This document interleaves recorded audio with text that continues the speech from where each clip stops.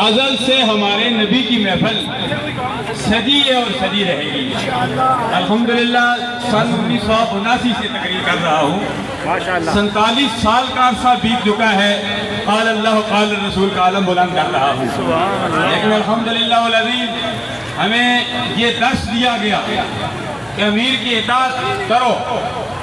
ابھی معلوم ہوا کہ ہمارے 4 امیر بنائے گئے ہیں، چونکہ موسم بھی 4 ہیں اور وضو کے فرائض بھی 4 ہیں اور سنتیں بھی 4 ہیں، اور جو امیر جو بنائے گئے آج کے یہ تقریر کے لیے شہزاد چشتی حاجی کر رہے ہیں اور مجاہد ایڈوکیٹ صاحب حاجی صبغت اللہ باغر صاحب، یہ 4 حضرات کو منتخب کیا گیا ہے۔ مرکزی سیرت کمیٹی کے نگرانی والا موجود ہے، کیونکہ ہم ان کی اجازت کے بغیر نہیں بولتے۔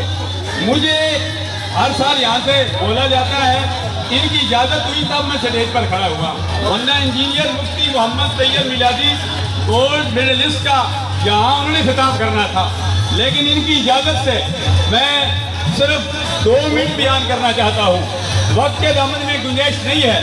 علامہ یوسف حقانی صاحب نے خوبصورت انداز میں ضلع کونسل ہال میں بھی خطاب فرمایا اور آگے بھی فرمایا، اور آگے بھی علماء کرام یکے بعد دیگرے خطابات کرتے رہیں گے۔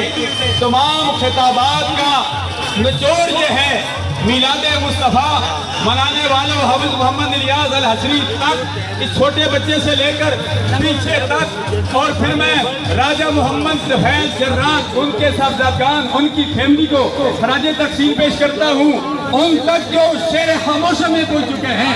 سب کا ایک ہی مشن ہونا چاہیے اور سب کا یہی مشن ہے کہ اے دنیا میں آنے والوں میلاد مصطفیٰ گج بج کے بناؤ اور پیغام مصطفیٰ بھی ساتھ ساتھ اپناؤ۔ یہی ہماری میلاد مصطفیٰ کا پیغام ہے۔ اللہ ہم سب کا حامی